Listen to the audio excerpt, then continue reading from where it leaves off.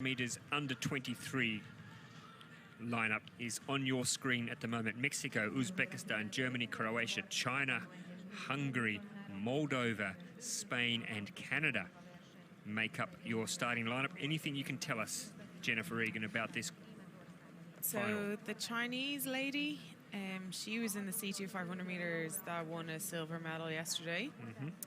And the Canadian Sloan MACKENZIE, she was in the C4 500 meters in Halifax that won the gold medal alongside Katie Vincent, Sophia Jensen and Julia Lily Osend.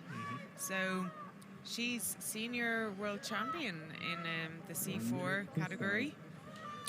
I'm predicting, though, that Vanesa TOT, we just saw her from Croatia, third in the European Championships, third at the World Championships last year, has been around for a little while, made a bit of history for Croatia, in fact, in the canoe, so has been out there and putting in some pretty hard yards and has some pretty good form, but don't underestimate the Hungarian. Of course, the Spaniard was fifth in the Europeans. The Moldovan, who we just saw on the screen, she was actually won the silver medal in the European Championships earlier this year. And there's Sloan MACKENZIE from Canada out in lane 9. So Maria OLARASU from Moldova has the form, the silver from the Europeans. Vanesa TOT third in the Europeans, third at the World Championships last year from Croatia. Laura GONCZOL, of course, from Hungary. Well, say no more. She's Hungarian, so she's obviously good. Expect something from her. And the Chinese, well, we know that they're very good in canoe, the women, so they would be worth watching closely as well. But I'm expecting a really tight race. It's not an Olympic event. The C1 event in the Olympics is for women is the 200 meters. It's the C2 for 500. So this is a little bit of an extra race for some of these girls who prefer a bit more distance, and we're underway. So it's the C1 500 meters across in the middle of the course.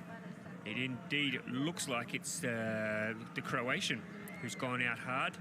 Vanesa TOT, I'm expecting that she will challenge for a medal because she's a very consistent paddler, does a lot of paddling around the world, has had a very busy season, and she's already gone out nice and hard to establish an early lead for Vanesa TOT from Croatia.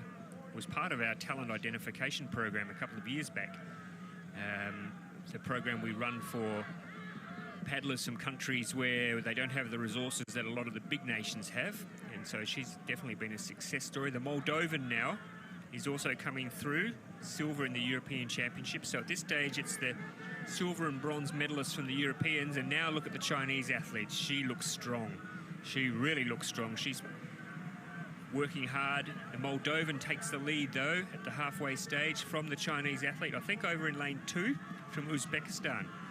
We're also seeing a good race from ERKINOVA from Uzbekistan, but it's the Moldovan now who has taken the lead. Maria OLARASU and the Chinese and the Uzbeki. So they are your three at the moment. Don't write off Vanesa TOT, though. She can pick up in the last 100 meters, but it's the Chinese athlete and the Moldovan and the Uzbeki. It's a race in 3, and TOT coming through again now, finding something a little bit extra as we head towards the finish line. But it's the Chinese athlete now who's got her nose in front. Can she hold on? Everyone is trying to pull her back, but she's getting stronger and stronger the closer she gets to the finish line. It's China in front. TOT from Croatia trying to run her down. Maybe she's getting to her as we get towards the finish line.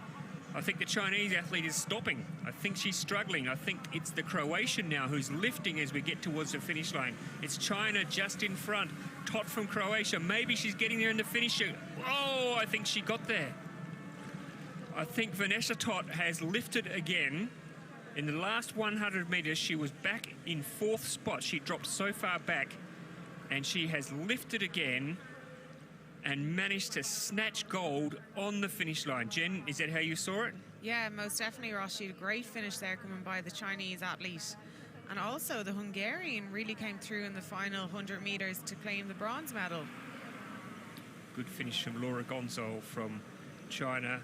Yin WAN from Hungary. Yin WAN from China. I think in the last 100 meters just hit that wall, hit that brick wall, and was going up and down on the one spot.